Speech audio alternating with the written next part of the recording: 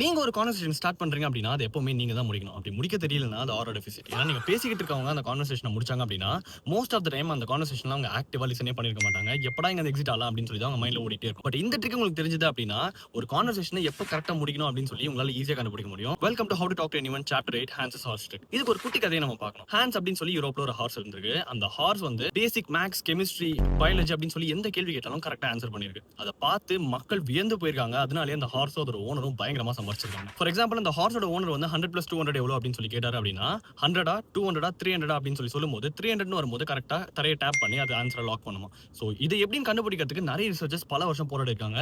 But ஒரு வழியா கடைசியா அதை கண்டுபிடிச்சிட்டாங்க. ஏன்னா அந்த ஹார்ஸ் கரெக்டா ஆன்சர் பண்றதுக்கு அந்த மாஸ்டர் கொடுத்த ட்ரைனிங் மட்டும் காரணம் இல்ல, அந்த மொத்த ஸ்டேடியம்ல இருந்த ஆடியன்ஸும் தான் காரணம். ஏன்னா அந்த ஹார்ஸ் கூட சேர்ந்து ஒரு கேள்விக்கும் அவங்களே ஆன்சர் பண்ணிருக்காங்க. ஃபார் எக்ஸாம்பிள் அந்த மாஸ்டர் வந்து 100 + 200 எவ்வளவு அப்படின்னு சொல்லி கேட்கும்போது 100 அப்படின்னு சொல்லி கேட்கும்போது மொத்த ஆடியன்ஸும் அமைதியா இருப்பாங்க.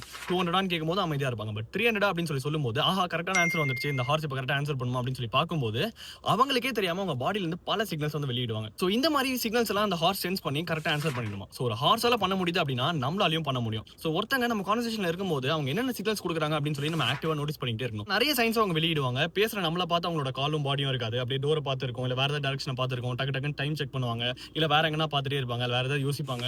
சோ இந்த மாதிரி சயின்ஸ் எல்லாம் நம்ம ஈஸியா சென்ஸ் பண்ணி அந்த கான்வர்சேஷனை அப்படியே கட் பண்ணிட்டு அங்க இருந்து போக தான் பார்க்கணும். சோ இந்த மாதிரி 92+ ட்ரிக்ஸ் இருக்கு உங்களோட கான்வர்சேஷனை ஆர் ஆவியஸ் ஸ்கை ராக்கெட் பண்றதுக்கு. சோ அதுதான் இந்த சீரிஸ்ல பார்த்துட்டு இருக்கோம். உங்களோட ஃப்ரெண்ட்ஸ்க்கு இந்த வீடியோ ஷேர் பண்ணிட்டு இந்த பேஜை ஃபாலோ பண்ணுங்க.